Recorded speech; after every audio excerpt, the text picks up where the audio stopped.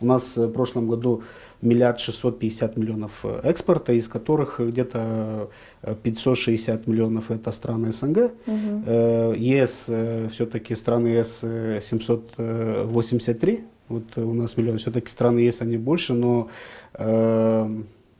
из этой статистики страны, если ЕС берем, из этих 783 миллиона, у нас где-то 26% это экспорт все-таки Румынии. И но неважно, в любом случае это да, ЕС. ЕС, страны правильно ЕС, ли я понимаю, что все-таки в ЕС больше и, экспорта, да? Если брать общую статистику, оно так, это традиционно, потому что мы в основном экспортируем сырье.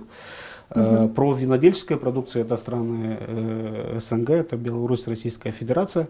И то же самое, то, что касается сельхозпродукции. В страны ЕС мы в основном экспортируем злаки, подсолнечник, то же самое, то, что я говорил про ГСМ, швейные изделия и так далее.